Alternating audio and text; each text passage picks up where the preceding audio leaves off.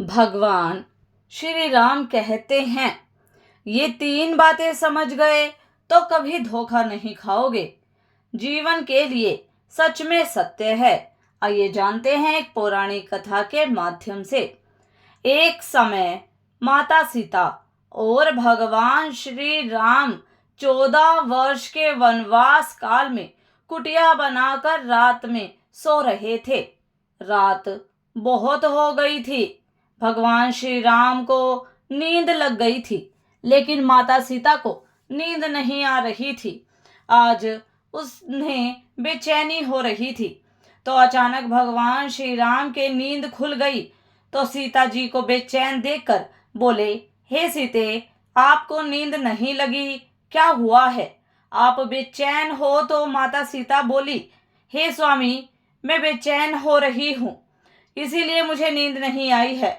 हे स्वामी, दया कर आप मुझे कोई ज्ञानवर्धक कथा सुना दीजिए ताकि मेरी जिंदगी में काम करे। तो भगवान राम माता सीता से बोले, हे सीते, आज मैं आपको एक बहुत ही महत्वपूर्ण कहानी बता रहा हूँ।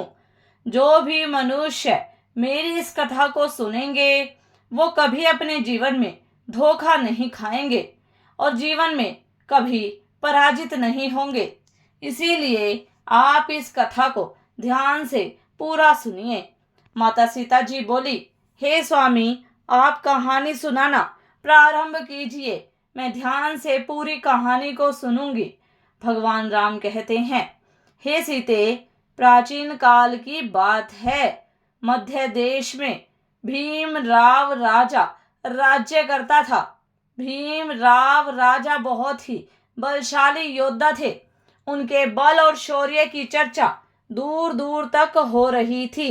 भीमराव बलशाली राजा के 4 बेटे थे। वो चारों राजकुमार बहुत ही सुंदर थे और अपने पिता के ही भांति बहुत बलशाली थे। सभी गुणों की शिक्षा प्राप्त करते हुए वो चारों भाई धीरे धीरे जवान हो गए। बल और साहस में वो चारों अपने पिता के ही समान थे। अनेकों बार वो अपने पिता के साथ युद्ध लड़े और युद्ध में जीते थे। इस कारण उन्हें अपने बल पर बहुत घमंड हो गया था। भीमराव अपने चारों बेटों को बहुत प्यार करता था और भीमराव कोई कार्य करता था तो वह अपने चारों बेटों से सलाह लेता था। और जो इंसान छोटे बड़े सबसे सलाह लेते हैं उनके घर में कभी भी लड़ाई झगड़ा नहीं होते हैं। कभी कभी अपने से छोटे उम्र के लोग भी बहुत ज्ञान की बात बता देते हैं। फिर धीरे धीरे चारों बेटे बड़े हो गए तो वो चारों जंगल में शिकार करने जाने लगे थे। एक दिन राजा ने अपने चारों पुत्रों को समझाया कि बेटा, तुम चारों अब बड़े हो गए हो, इसलिए तुम अपनी इच्छा से कहीं भी घूम फिर सकते हो, परंतु तुम मेरी एक बात को कभी भी नहीं भूलना बेटा। तुम जब भी शिकार करने जाओगे तो अपने राज्य के सामने वाली दिशा से ही जाओगे। भूल से भी कभी अपने राज्य के पीछे वाली दिशा से नहीं जाओगे।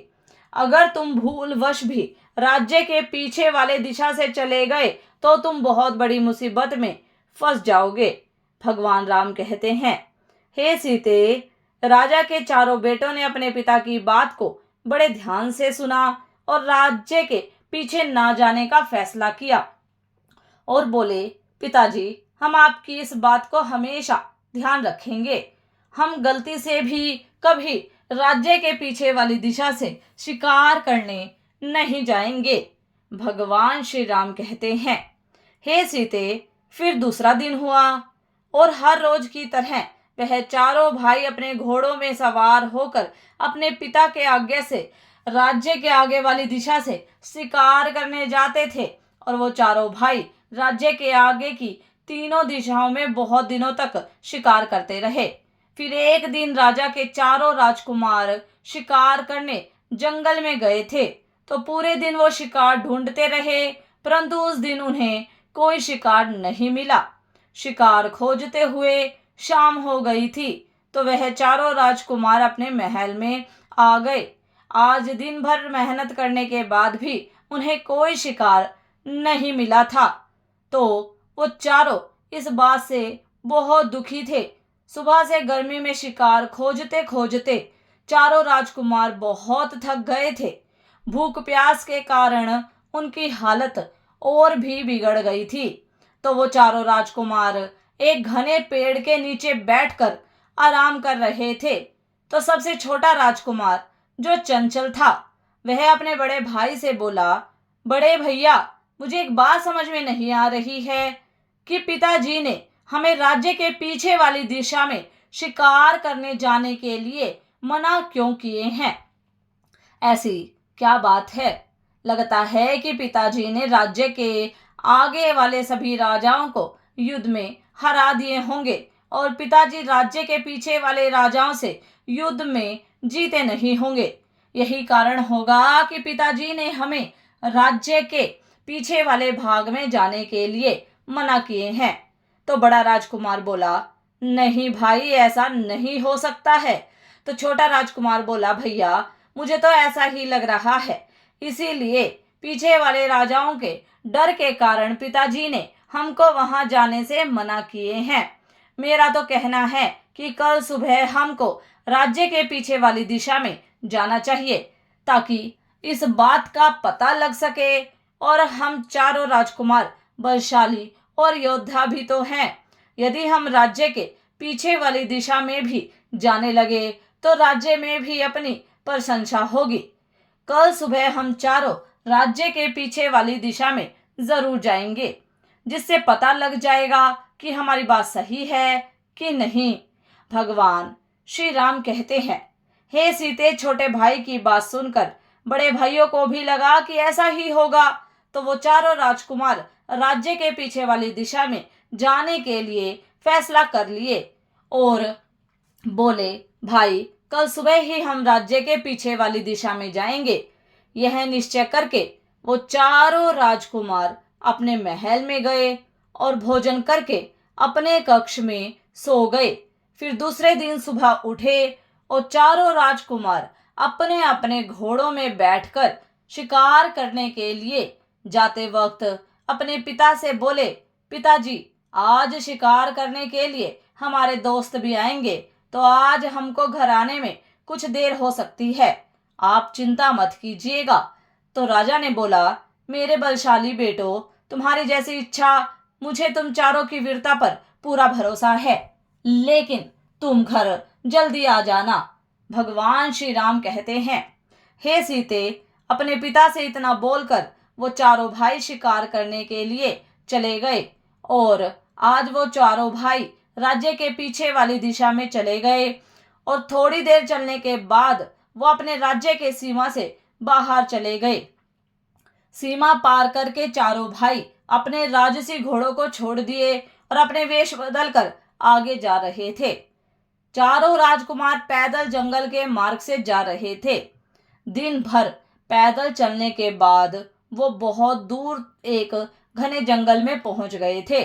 उस घने जंगल में उनको बहुत दूर तक कोई गांव नहीं दिख रहे था। गर्मी में पैदल चलते चलते उनको बहुत प्यास लगी।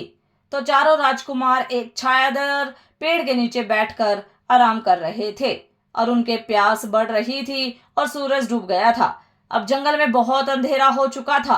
तो छोटे राजकुमार उस पेड़ के ऊपर चढ़कर बैठ गया। उसको जंगल में कुछ दूर एक घर दिखा। उस घर के बाहर आग भी लगी थी। उस घर को देखकर छोटा राजकुमार पेड़ से नीचे उतरा और बोला, बड़े भैया, आप चिंता मत कीजिए, अब हमारी प्यास बुझ जाएगी, मैं देख लिया हूं। तो तीनों बड़े राजकुमार बोले, भाई, तुम क्या देख लिए हो जो बहुत खुश हो? तो छोटे राजकुमार बोला, बड़े भैया, मैं यहाँ से कुछ दूर एक कच्चा घर देखा हूँ और वहाँ आग भी जल रही है। चलो वहाँ चलते हैं, वहाँ हमें पानी जरूर मिलेगा। भगवान श्री राम कहते हैं, हे सीते, छोटे राजकुमार की इस बात को सुनकर वो तीनों भाई बहुत ज्यादा खुश हो गए और अपने छोटे भाई को गले लगा लिए थे। फिर वो चारों भाई उस घर के पास पहुंच गए। तो उस घर के बाहर एक कुआं दिखाई दिया। कुआं को देखकर चारों भाई बहुत खुश हो गए कि अब हम मन भर के पानी पिएंगे। भगवान श्री राम कहते हैं, हे सीते, फिर तो वो राजकुमार कुएं के अंदर झांक कर देखे तो उस कुएं में पानी तो था, लेकिन बहुत नीचे था। कुएं के पास एक बाल्टी भी थी, परंतु उस बाल्टी में रस्सी नहीं थी। अब वह चारों भाई सोच रहे थे कि भाई पानी तो मिल गया है, परंतु रस्सी के बिना कैसे निकालें, और हमको पानी नहीं मिला तो प्यास के मारे हम यहीं मर जाएंगे। तो बड़े भाई ने छोटे भाई से बोला, मैं जाकर के देखता हूँ, कोई तो इस घर में जरूर होगा। इस घर के पास कुआं है तो इस घर में रस्सी भी होगी। तुम जल्दी जाओ और उस घर से रस्सी मांग करके ले आओ। भगवान श्री राम बोले, हे सीते, वो तीनों भाई वही कुएं के पास बैठ गए और छोटे भाई को रस्सी लेने के लिए उस घर में गया और आवाज किया कि हे घर वालों, हमको रस्सी दे दीजिए, हमको कुएं से पानी निकालना है। हम चारों भाइयों को बहुत प्यास लगी है, हमको पानी नहीं मिलेगा तो प्यास के मारे हमारी जान निकल जाएगी। तो उस छोटे राजकुमार के आवाज को सुनकर उस घर से एक बहुत सुंदर लड़की निकली। तो राजकुमार ने उस लड़की से विनती किया कि हम चारों भाई प्यास से बहुत परेशान हैं, सब लोग कुएं के पास बैठे हैं, मैं आपसे रस्सी मांगने आया हूँ। कुएं के पास बाल्टी तो है, परंतु उसमें रस्सी नहीं है। आप हमें रस्सी दे देंगे तो आपकी हम पर बड़ी दया होगी। भगवान श्री राम कहते हैं, हे सीते, वह लड़की सुंदर रूप की रानी थी और वह छोटा राजकुमार भी बहुत रूप के राजा थे। वह लड़की राजकुमार को देखते ही उस पर मोहित हो गई और सोच रही थी, आज तो घर बैठे राजकुमार चलकर आ गया है, इस खूबसूरत लड़के को मैं अपने पति बना लूंगी। वह लड़की राजकुमार को खड़े खड़े उसे देखती ही रह गई। तो राजकुमार बोला, हे लड़की, तुम क्या सोच रही हो? यदि आपके पास रस्सी हो तो हमें दे दीजिए। तो वह लड़की राजकुमार से बोली, ठीक है, थोड़ी देर रुको, मैं मेरी बड़ी बहन से पूछकर आ रही हूँ। तो वह सुंदर लड़की अंदर गई और अपनी बड़ी बहन से बोली, दीदी, एक लड़का आया है जो देखने में राजकुमार लग रहा है, वह द्वार पर खड़ा है, वह रस्सी लेने के लिए आया है, बेचारा प्यास से बहुत परेशान है। इस बात को सुनकर उसकी बड़ी बहन भी द्वार पर आई और उस राजकुमार को देखी। तो राजकुमार बोला, हे देवी, आप अपने घर से हमें रस्सी दे देंगे तो हम कुएं से पानी निकाल करके पी लेंगे। हम चारों भाइयों को बहुत प्यास लगी है, आपकी बहुत बड़ी कृपा होगी, हमें रस्सी दे दीजिए। तो वह सुंदर लड़की की बहन बोली कि रस्सी तो हम आपको दे देंगे, लेकिन आप लोगों से हमारी एक शर्त है, यदि उस शर्त को आप लोग मान लेंगे तो हम आपको रस्सी अवश्य दे देंगे। और रस्सी तो क्या, हम स्वयं आपको खाना पानी खिलाएंगे पिलाएंगे और हमारे घर में आराम करने के लिए आपको पलंग भी देंगे। भगवान श्री राम कहते हैं, हे सीते, तो छोटा राजकुमार बोला, ठीक है, आप थोड़ी देर रुको, मैं पहले अपने भाइयों से पूछ कर आता हूँ, मेरे बड़े भाई जैसा बोलेंगे हम वैसा ही करेंगे। वह राजकुमार जल्दी से अपने तीनों भाइयों के पास गया और पूरी बात उनसे बताया कि भाइयों, पानी तो मिल जाएगा, परंतु उन लड़कियों की एक शर्त है और उनकी शर्त को हमें पूरा करना पड़ेगा। तो वो बोले कि आप हमारी शर्त को मान लोगे तो हम आपको पानी तो पिलाएंगे ही, खाना भी खिलाएंगे और आराम करने के लिए पलंग भी देंगे। तो राजकुमार तो बहुत प्यासे थे, उन्हें उस समय कुछ नहीं समझ आ रहा था, उन्हें उस समय पानी पीकर सिर्फ अपनी जान बचाना था। तो बड़े राजकुमार ने बोला, ठीक है भाई, हमें पानी पीने को मिल जाएगा, हम उनकी वो शर्त को मानने को तैयार हैं। भगवान श्री राम आगे बोले, हे सीते, अपने तीनों भाइयों से पूछकर वह छोटे राजकुमार फिर उसी घर में उस रूपवान लड़की की बड़ी बहन के पास गया और बोला, मेरे बड़े भाई आपकी वह शर्त मानने को तैयार हैं, परंतु हमें जल्दी पानी पिला दीजिए और आप बता दीजिए कि आपकी शर्त क्या है। तो उस लड़की की बड़ी बहन बोली कि हे नौजवान, हमारी शर्त यह है कि हम भी 4 बहन हैं और हम चारों बहन कुंवारी हैं, आज तक हमें आपके जैसा कोई सुंदर पुरुष नहीं मिले हैं। हम चाहते हैं कि आप चारों भाई हम चारों बहनों से विवाह कर लीजिए, तो हम अपने घर में आपको पानी पिलाएंगे, स्वादिष्ट खाना खिलाएंगे और आपको आराम करने के लिए पलंग भी देंगे। भगवान श्री राम कहते हैं, हे सीते, उस लड़की की बात सुनकर छोटा राजकुमार सन्नाटा हो गया। वह सोच में पड़ गया कि यह कैसी शर्त है, माता पिता के आज्ञा के बिना हम चारों भाई विवाह कैसे कर पाएंगे। फिर वह छोटा राजकुमार जल्दी से अपने भाइयों के पास गया और उनकी शर्त को बताया कि बड़े भैया, उस रूपवान लड़की की 3 बहनें हैं और वो चारों बहन हमसे विवाह करना चाहती हैं, फिर हमें पानी पीने को देंगे, नहीं तो हमें प्यासे ही मरना पड़ेगा। वो लड़की कहती है कि अगर हमारी बात मान लोगे तो पीने के लिए पानी, खाने के लिए स्वादिष्ट खाना और आराम के लिए चारपाई मिलेगी, और हमारी शर्त नहीं मानोगे तो पानी तो क्या, यहाँ तुम्हें बैठने के लिए भी नहीं मिलेगा। तो छोटा राजकुमार ने बोला कि भैया, हम उनसे विवाह कैसे कर पाएंगे? अगर हम उनसे विवाह करते हैं तो हमारे पिताजी गुस्सा हो जाएंगे। पिता के मान सम्मान की बात है। हमारे पिता तो हमारा विवाह बड़े बड़े राजाओं की राजकुमारियों से करेंगे। तो बड़ा राजकुमार बोला, सुनो भाइयों, यदि हम जीवित रहेंगे तभी तो हमारे पिता हमारा विवाह करेंगे। तुम लोग यह भूल गए हो कि यदि हम लोगों को जल्दी से पानी नहीं मिलेगा तो हम वैसे भी मर जाएंगे। अब जो भी होगा होता रहेगा। पहले पानी पी करके अपनी प्यास और जान बचाते हैं, फिर पिताजी को कुछ बोलना पड़ेगा। और हम तो एक राजा के राजकुमार हैं, हम कहीं विवाह कर लेंगे, इसमें कोई दिक्कत नहीं है। अभी इनसे विवाह कर लें और पानी पी करके अपनी जान बचा लें। भगवान श्री राम कहते हैं, हे सीते, चारों राजकुमार उन चारों धोखेबाज लड़कियों से विवाह करने के लिए तैयार हो गए। फिर वह चारों राजकुमार उन चारों बहनों के घर चले गए और उन चारों कन्याओं से बोले कि हमें आपकी शर्त स्वीकार है, आप सबसे पहले पानी पिला दो। यह सुनकर वह चारों बहन बहुत खुश हो गई। फिर वो बड़े सम्मान से उन चारों राजकुमारों को पानी पिलाए। फिर पानी पीकर उन्हें अच्छा लगा। फिर वह लड़कियां जल्दी से स्वादिष्ट खाना बनाकर उन चारों को खिलाए। फिर वो लड़कियां बोली कि हे राजकुमारों, हम विवाह की तैयारी कर रहे हैं, तब तक आप चारों विवाह के लिए तैयार हो जाइए। तो बीच वाले राजकुमार कहते हैं कि हमें तो जरूरत थी, वह हमको मिल गया है, अब हम इनकी कोई शर्त नहीं मानेंगे तो ये हमारा क्या कर लेंगे। हम चारों इतने बलशाली हैं, इन कोमल लड़कियों को उठाकर पटक देंगे। ये सोचकर बीच वाला राजकुमार बोला, लड़कियों, हम तुमसे कोई विवाह नहीं करेंगे, हमको तो पानी पीना था, इसीलिए बोल दिए थे कि हम अपने पिताजी से पूछे बिना विवाह नहीं कर पाएंगे, हम यहाँ से चलते हैं। उस राजकुमार के इन बातों को सुनकर वो लड़कियां अपने असली रूप में आ गई। तो राजकुमारों को पता चला कि ये राक्षसी हैं। उनके बड़े बड़े नाखून और बड़े बड़े दांत थे। उनके इस रूप को देखकर चारों राजकुमार बहुत ज्यादा डरते हुए बोले, हे लड़कियों, हमें माफ कर दो, हम तुमसे विवाह करेंगे।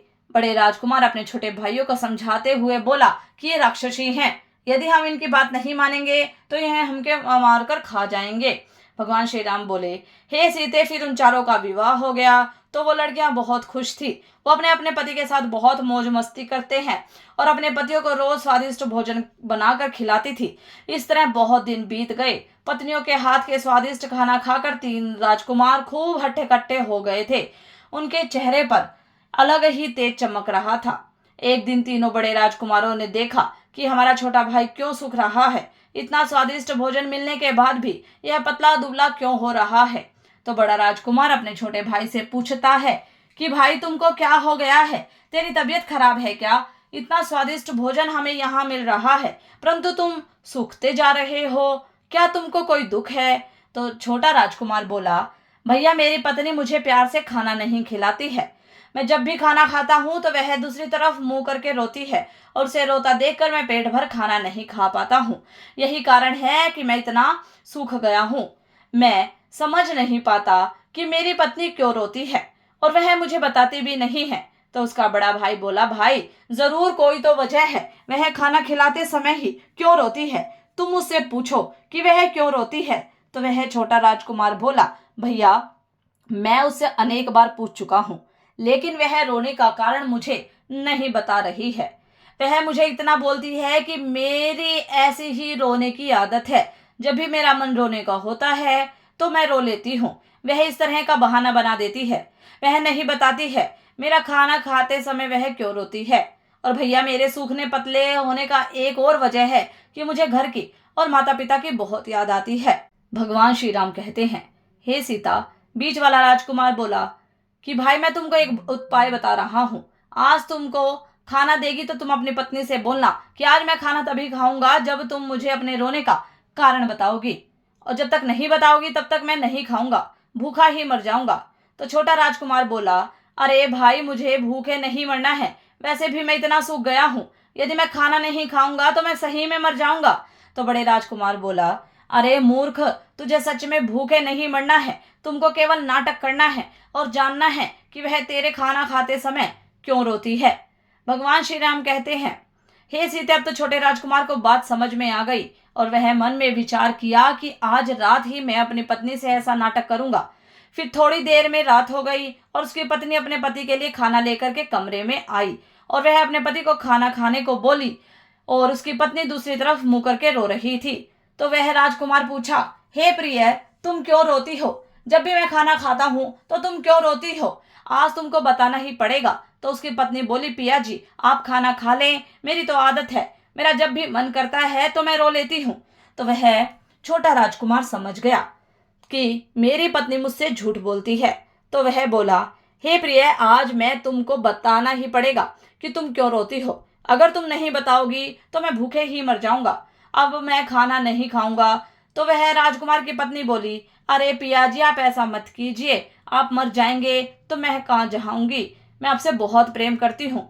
चलो, मेरे रोने का कारण आपको बता रही हूँ। छोटे राजकुमार की पत्नी बोली, पिया जी, मेरे रोने का कारण यह है कि हम चारों बहनें राक्षसी हैं। मेरी बहन हर दिन जंगल जाती है और अपने खाने के लिए मांस लाती है।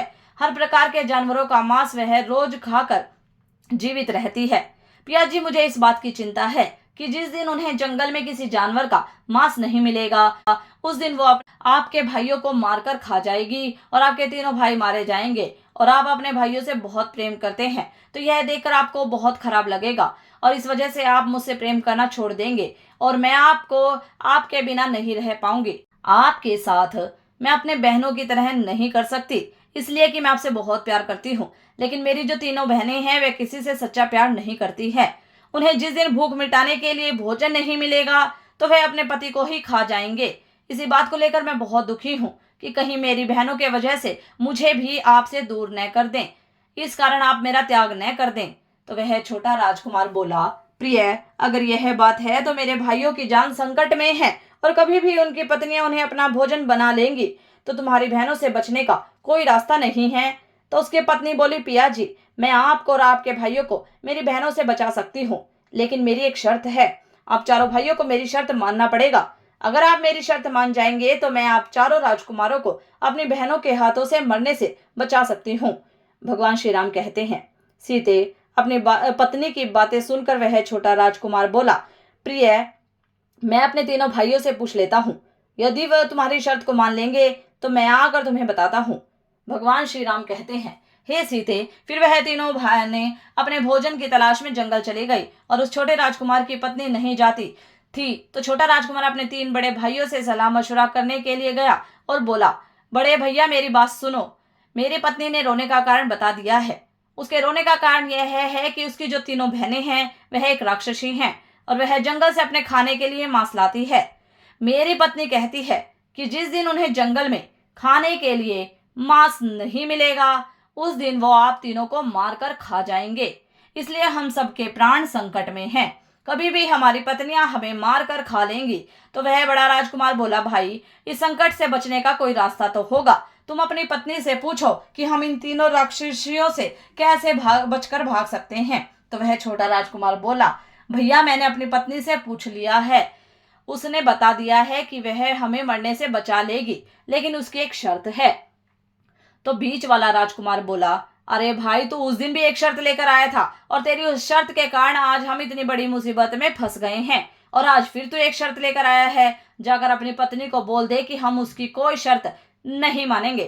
तो बड़े राजकुमार बोला, अरे भाई, यह समय आपस में लड़ाई झगड़ा करने का नहीं है। यदि हमारे प्राण संकट में हैं और वह हमारे प्राण बचा सकती है तो हमें उसकी शर्त माननी बहुत जरूरी है। बड़ा राजकुमार बोला, भाई, हम तुम्हारी पत्नी की शर्त मान लेंगे। जाकर पत्नी से बोल दो कि वह हम सबके प्राण बचा ले। तो वह छोटा राजकुमार अपने कमरे में गया और अपनी पत्नी से बोला, प्रिय, मेरे भाइयों ने बोला है कि वह तुम्हारी शर्त को मान लेंगे। अब तुम हमें बताओ कि क्या करना पड़ेगा और तुम्हारी शर्त क्या है। भगवान श्री राम कहते हैं, हे सीते। तो छोटे राजकुमार की पत्नी बोली, पिया जी, मेरी बस एक ही शर्त है कि मैं आपके साथ अपना जीवन मरते दम तक बिताना चाहती हूँ। मुझे आपके साथ रहना है, इसलिए आपको अपने साथ साथ मेरे प्राण भी बचाने पड़ेंगे। यही मेरी शर्त है। तो वह छोटा राजकुमार बोला, प्रिय, यदि तुम हमारी जान बचा रही हो और अपनी बहनों को धोखा दे रही हो तो हम तुम्हारी जान अवश्य बचाएंगे। तुम बताओ कि हमें क्या करना पड़ेगा। तो वह बोली, पिया जी, आप चारों को शिकार करने के लिए जंगल में जाना पड़ेगा और जंगल में जाकर अपने आप को घायल कर लेना और वापस आ जाना। फिर आपको घायल देखकर मेरी बहनें पूछेंगे कि जंगल में क्या हुआ, आप घायल कैसे हो गए। तो आप कहना कि जंगल में कुछ लुटेरे थे जिनके घोड़े बहुत तेज दौड़ते हैं और वो हमारे घोड़े और धन लूट लिए हैं। हमारे घोड़े बहुत धीरे दौड़ते हैं, इसलिए हम उनसे हार गए हैं। भगवान श्री राम कहते हैं, हे सीते, उस छोटे राजकुमार की पत्नी बोली, पिया जी, उसके बाद मेरी बहनें आपसे पूछेंगी कि आपको क्या चाहिए। तो आप कहना कि हमें आपके तेज दौड़ने वाले घोड़े चाहिए और हमें शिकार करने जाएंगे और अच्छे शिकार कर कर लाएंगे। तो वह मेरी बहनें आपको तेज भागने वाले घोड़े दे देंगी और आप चारों भाई उन घोड़ों में बैठकर जंगल को पार करके अपने राज्य में चले जाना। अगर एक बार आप इस जंगल को पार कर लेंगे तो मेरे बहनों की शक्ति काम नहीं करेगी, क्योंकि हमारी शक्ति सिर्फ इस जंगल में ही काम करती है और जंगल की सीमा के बाहर हमारी कोई शक्ति काम नहीं करती है। यदि आप एक बार इस जंगल को पार कर लिए तो मेरी बहन आपका कुछ नहीं बिगाड़ सकती और आपके प्राण बच जाएंगे। भगवान श्री राम कहते हैं, हे सीते, अब तो छोटे राजकुमार को अपनी पत्नी की बात समझ में आ गई। वह तुरंत अपने भाइयों के पास गया और उनको पूरी बात बता दिया कि हमें कैसे अपने प्राण बचाकर यहाँ से जाना है। तो चारों राजकुमार पूरी योजना को समझ गए थे। दूसरे दिन वह राजकुमार शिकार करने का बहाना करके जंगल में चले गए और जंगल में जाकर एक दूसरे को घायल कर लेते हैं। और चारों राजकुमार वापस घर पर आ गए और घर आए तो उनकी पत्नियों ने देखा कि हमारे पति बहुत घायल हैं और रक्त बह रहा है। तो वह पूछने लगी कि आपकी ऐसी हालत कौन किए हैं, जंगल में ऐसी किसकी हिम्मत है जो हमारे पति के साथ ऐसा किया है। तो वो चारों राजकुमार बोले कि जंगल में आज लुटेरे आए थे और उनके घोड़े बहुत तेज दौड़ते थे, वो हमारे घोड़े और धन लूट लिए हैं, इसलिए हम उनसे हार गए हैं। तो वह पत्नियां पूछने लगी कि पिया जी, बताइए, हम आपकी क्या मदद करें। यदि आप चाहे तो हम उन लुटेरों को मारकर आपके चरणों में लाकर रख दें। तो वह राजकुमार बोले, नहीं प्रिय, आप एक स्त्री हो, यदि हमारे शत्रु को आप मारोगे तो इससे हमारी बदनामी हो जाएगी। सब बोलेंगे कि राजकुमार कमजोर हैं, अपने शत्रुओं को अपनी स्त्री से मरवा रहे हैं। तो वह पत्नियां बोली कि बताइए, हम आपके लिए क्या करें। तो वह राजकुमार बोले, प्रिय, हमारे घोड़े तो चले गए, अब कल फिर वहां लुटेरे आएंगे। यदि आप हमें अपने तेज दौड़ने वाले घोड़े दे दें तो बहुत मदद होगी, हम जंगल से आपके लिए अच्छा अच्छा शिकार कर कर लाएंगे। भगवान श्री राम कहते हैं, हे सीते, राजकुमारों की यह बात सुनकर उनकी पत्नियां सोच विचार कर रही थी कि ठीक ही बोल रहे हैं, यदि यह अच्छे अच्छे शिकार कर कर लाएंगे तो हमारा पेट भी भरा रहेगा। तो बड़ी राक्षसी अपनी छोटी बहन से बोली, बहन जाओ और चारों राजकुमार को हमारे सबसे तेज दौड़ने वाले घोड़े दे दो। तो वह छोटी राक्षसी चारों राजकुमारों को बगीचे में ले जाकर सबसे तेज दौड़ने वाले घोड़े दे देती है और बोली, बहुत जल्दी आप इस जंगल की सीमा को पार कर लो। तो वह चारों राजकुमार उस छोटी वाली राक्षसी का बहुत बहुत धन्यवाद किए और बोले, आपने हमारी जान बचाई है, हम आपके आभारी हैं।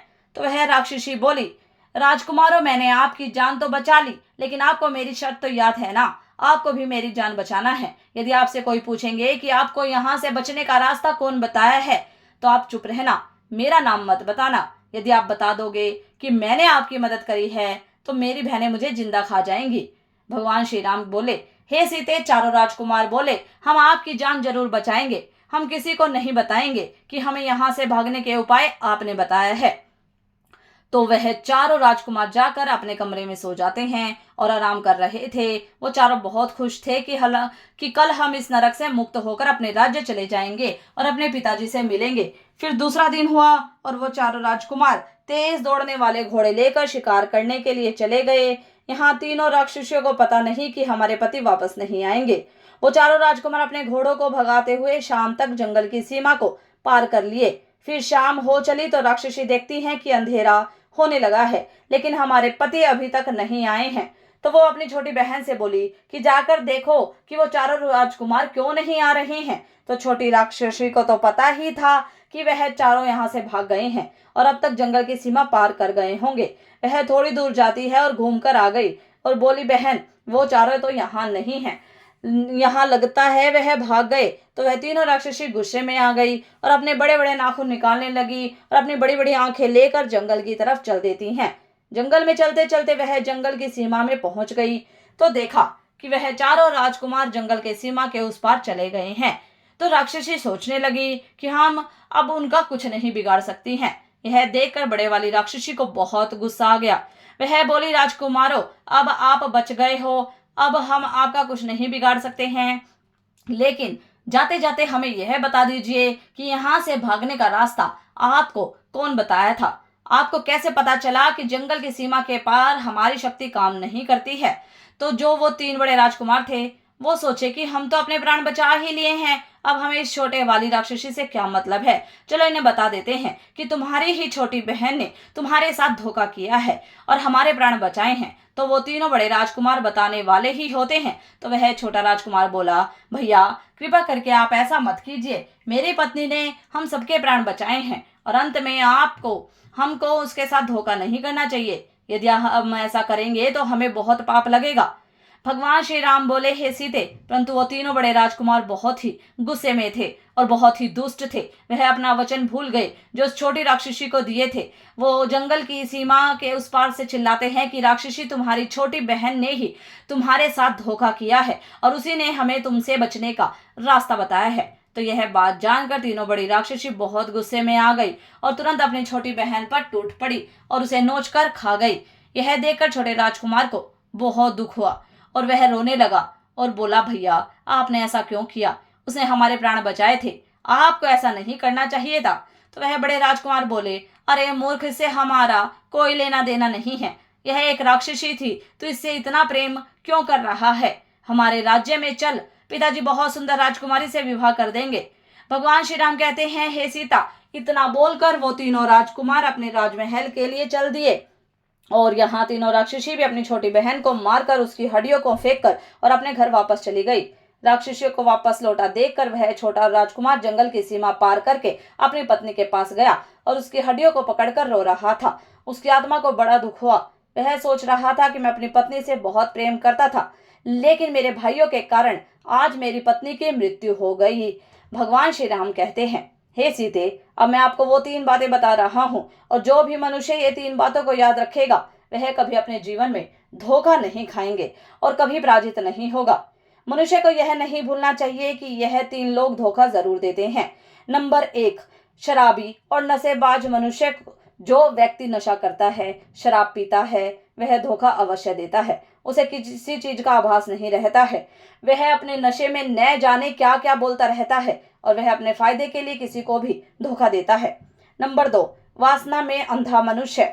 भगवान श्री राम कहते हैं, हे सीते, वासना में अंधा मनुष्य को कुछ नहीं दिखता है और वह अपने कुल का, अपने परिवार का नाश होते हुए भी देख लेता है, लेकिन उसे अपनी वासना की पूर्ति करनी होती है, जिसके लिए वह किसी को भी धोखा से दे सकता है। वासना में अंधा मनुष्य कभी किसी का सगा नहीं होता है। नंबर 3, कपटी और दुष्ट मनुष्य। कपटी मनुष्य हमेशा कपट से भरा रहता है। वह किसी को खुश होता हुआ नहीं देख सकता, किसी दूसरे की खुशी बर्दाश्त उसे नहीं होती। वह सिर्फ अपना भला होता हुआ देख सकता है, इसलिए वह हर मनुष्य को धोखा देता है। इसलिए कपटी मनुष्य से हमेशा बचकर रहना चाहिए। भगवान श्री राम कहते हैं, हे सीते, मैंने आपको यह ज्ञान की बातें बता दी हैं। अब आप इन तीनों बातों को अपने जीवन में हमेशा याद रखना, तुम कभी नहीं धोखा खाओगे। आशा करती हूँ आपको यह कहानी अच्छी लगी होगी। कहानी पसंद आई हो तो वीडियो को लाइक, शेयर, सब्सक्राइब करें और कमेंट में हर हर महादेव अवश्य टाइप करें। और ऐसी ही और धार्मिक कहानियों के लिए जुड़े रहिए हमारे चैनल से। धन्यवाद।